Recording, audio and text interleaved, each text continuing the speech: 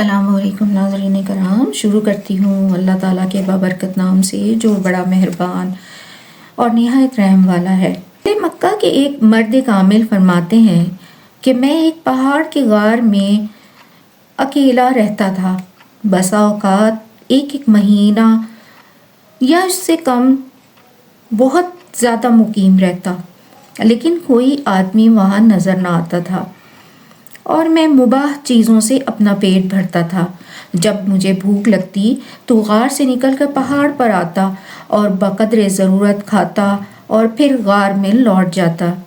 ایک دن دستور کے موافق جب میں غار سے نکلا تو جنگل سے ایک سوار کو آتے دیکھا۔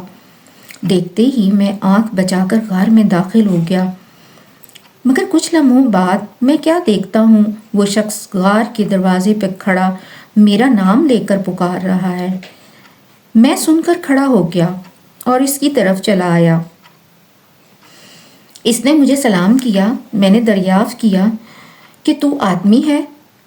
اس نے کہا ہاں۔ میں نے کہا کہاں کا باشندہ ہے اور تمہیں میرا نام کس نے بتایا؟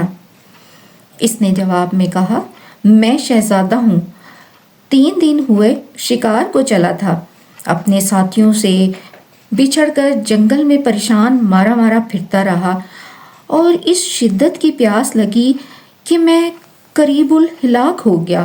اچانک میری بے خبری میں ایک شخص چادر اڑے ہوئے میرے پاس آئے۔ ان کے ہاتھ میں ایک کوزہ تھا۔ مجھے انہوں نے پانی پلایا اور مٹھی بھر گھاس مجھے دی۔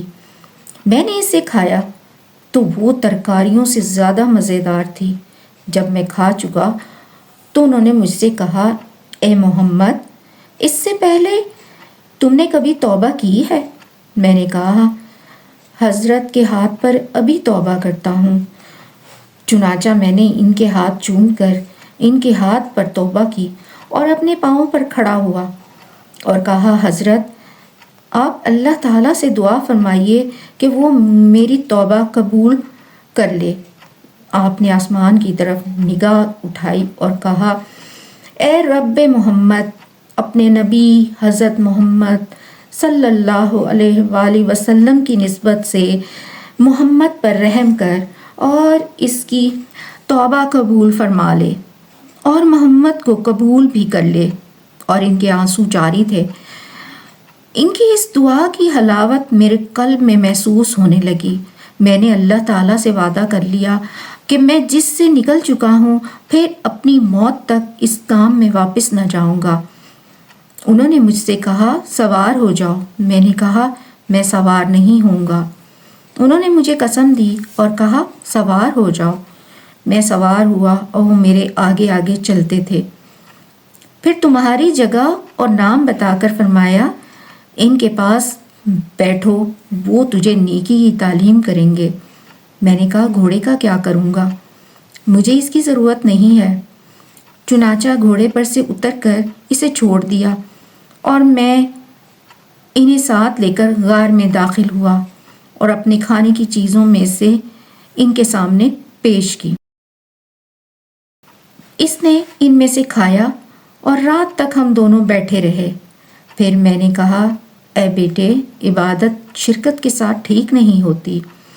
ہمارے قریب ایک اور غار تھا۔ اس کی طرف اشارہ کر کے کہا کہ تم اس میں جا بیٹھو۔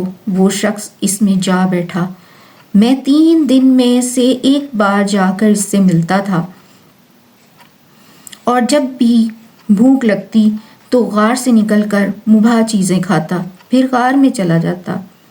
ہمارے پاس ایک چشمہ بھی تھا۔ گھوڑا بھی دن بھر چرتا اور شام کے وقت ہمارے پاس آ جاتا۔ ایک دن وہ گھبرایا ہوا میرے پاس آیا۔ میں نے دریافت کیا تیرا کیا حال ہے؟ کہنے لگا میں نے خواب دیکھا ہے کہ میرے ماں باپ میرے پیچھے مجھے تلاش کر رہے ہیں اور ایک جگہ سے دوسری جگہ گشت کر رہے ہیں۔ ان کے ہاتھوں میں 2 چراغ جل رہے ہیں۔ جب وہ میرے قریب آتے ہیں تو ایک شخص جس کے ہاتھ میں ایک بہت بڑا ہیرا ہے نکلتا ہے اور کہتا ہے کہ میں تم سے خدا کے واسطے سوال کرتا ہوں کہ تم اپنے لڑکے سے راضی ہو جاؤ اور اسے خدا کے واسطے چھوڑ دو، کیونکہ وہ خدا کی طرف جا نکلا ہے، اور مجھ سے یہ ہیرا لے لو۔ وہ شخص یہی کہتا رہا حتیٰ کہ انہوں نے کہا کہ ہم اس سے راضی ہیں، اور مجھ سے کہا کہ یہ ہیرا تیرے لیے بشارت ہے۔ میں اس حالت میں بیدار ہوا۔ میں نے کہا، اے بیٹے، یہ تمہاری توبہ کا نتیجہ ہے جو اللہ نے تمہیں دکھایا ہے۔ میرا قول سن کر وہ خوش ہوا، اور ایک مدت تک ہم اسی حالت میں عبادت کرتے رہے۔ ایک رات نبی صلی اللہ علیہ وآلہ وسلم کو خواب میں دیکھا۔ آپ صلی اللہ علیہ وآلہ وسلم میرے مکان میں داخل ہوئے اور فرمایا کہ تو اور وہ جوان دونوں شہر میں جاؤ تاکہ لوگوں کو تم سے نفع ہو اور تمہیں بھی فائدہ پہنچے۔ صبح ہوتے ہی میں اس جوان کے طرف نکل گیا، خواب بیان کیا۔ اس نے کہا، حضرت، میں نے بھی خواب دیکھا ہے کہ میرے ہاتھ میں ایک رسی ہے اور ایک خوبصورت آدمی میرے داہنی جانب کھڑا ہوا اسے کھول رہا ہے اور مجھ سے کہہ رہا ہے کہ جو کچھ تم کو حکم دیں اس پر عمل کرو۔ میں نے کہا، صاحبزادے، اس پر اللہ کا شکر ادا کرو۔ چنانچہ میں اور وہ دونوں پہاڑ سے اتر کر دیار بکر کے ایک شہر میں گئے، اور گھوڑا بھی ہمارے پیچھے پیچھے چلا اور شہر کی ایک خانقاہ میں جا پہنچے۔ اس کے شیخ کا 2 دن پہلے انتقال ہو چکا تھا۔ جب ان لوگوں کی نظر مجھ پر پڑی تو کہنے لگے، یہی شخص ہے۔ میں خاموش رہا۔ ان لوگوں نے کہا، شیخ، کیا آپ اس جگہ رہیں گے؟ پھر ایک خوبصورت شیخ تشریف لائے اور مجھے سلام کر کے کہنے لگے، حضرت، خدا کے واسطے ہمارے پاس قیام فرمائے۔ میں نے کہا، جو اللہ کو اختیار ہے۔ اس روز ایک فقیر ہمارے یہاں آیا تو اس کو ہم نے گھوڑا دے دیا اور اس کا قصہ بھی بیان کر دیا، اور میں اور وہ جوان ان کے پاس 20 برس تک خانقاہ میں رہے۔ کسی کو اس جوان کا قصہ معلوم نہ ہوا، نہ یہ خبر ہوئی کہ وہ کہاں کا رہنے والا ہے، حتیٰ کہ وہ مر گئے۔